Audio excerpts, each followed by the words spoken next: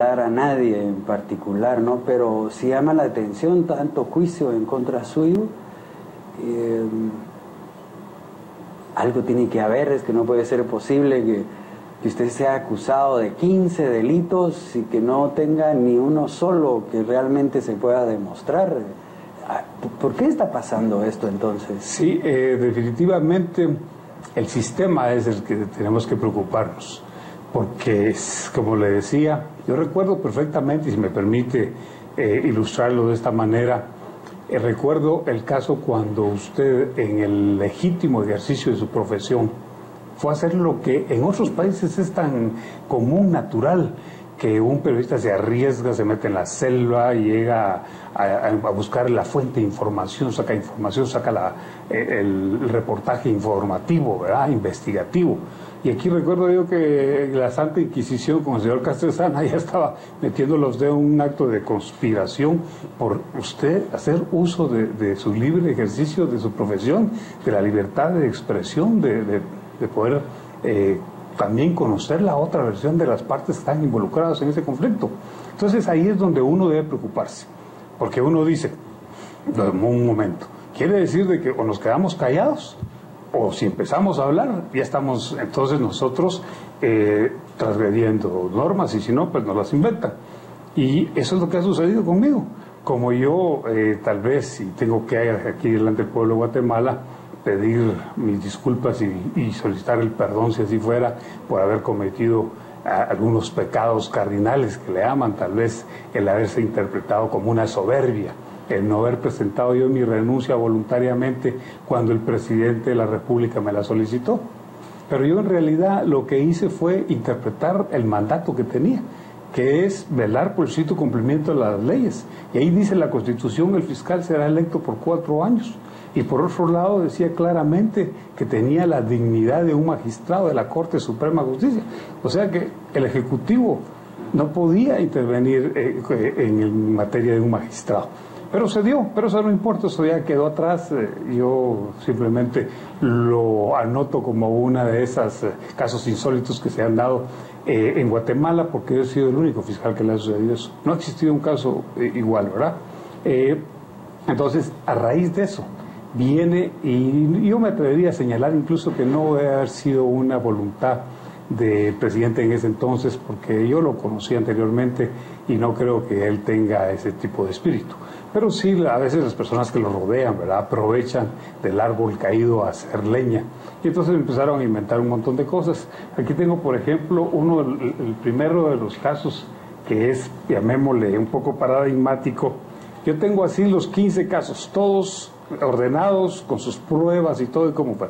Pero para este caso dice aquí la acusación que yo sustraje el 6 de octubre del 2003 a una niña a las 8:30 en el aeropuerto La Aurora, y que tomé el avión de American Airlines número tal y me fui a Miami con la niña, la sustraje juntamente con la mamá.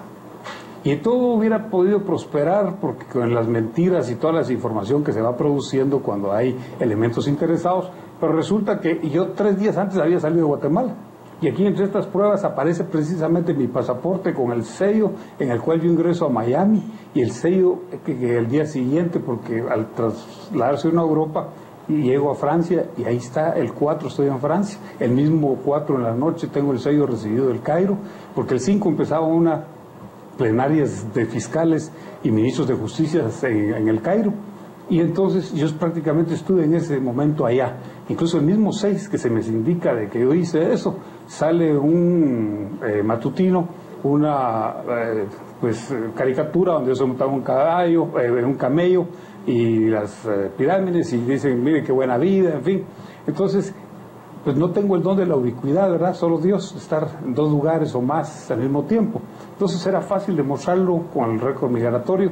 Sin embargo, el caso, empiezan a perseguirme pidiendo orden de captura, arraigos, que mis cuentas fueran congeladas y todo desde el 2004. Y no cesan sino hasta el 2009, sabiendo todas las pruebas, habiéndose puesto a las pruebas. Insistían en que fuera primero a la cárcel, y que luego entonces se revisaran a veces los documentos eran ciertos, mostrando boleto de avión, en fin, fotografías, todo lo que se hizo, informes, pero ese era el tema, hasta que al final llega una fiscal que de verdad le dice el juez, va a presentar acusación, revisa y dice, mire, es evidente con la prueba de descargo que no podemos, porque lo acusamos pero no lo hemos podido probar. Entonces me tocó a mí la carga de la prueba. Ya no era que yo era culpable porque se me acusó, sino que fui inocente, como dice la Constitución, pero porque yo probé mi inocencia. Y así podría hablarle de otros casos tremendos. Este es otro de los casos, este caso le denomino yo el caso número 3, y solo voy a hablar de esos dos, solo para poner de ejemplo, por lo ridículo que son. Este me costó un poco más de tiempo demostrarlo, y es el famoso caso de Lix. Resulta que el IX había, a pesar de que las leyes son claras de que hay prohibición de invertir en el exterior, se llevaron sin autorización $70 millones a Miami, y pusieron 10 en Oppenheimer y 60 millones lo pusieron en Merrill Lynch. Pasó el tiempo, eso lo hicieron en 2002, en septiembre.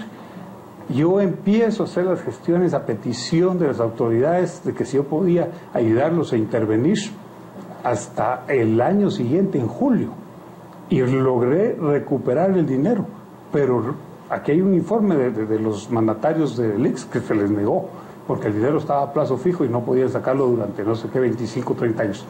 Tuve que ir con el FBI, tuve que ir con la gobernatura y tuve que ir incluso con el fiscal general de Miami para que hiciera una investigación por lavado de dinero del mismo Merrill Lynch.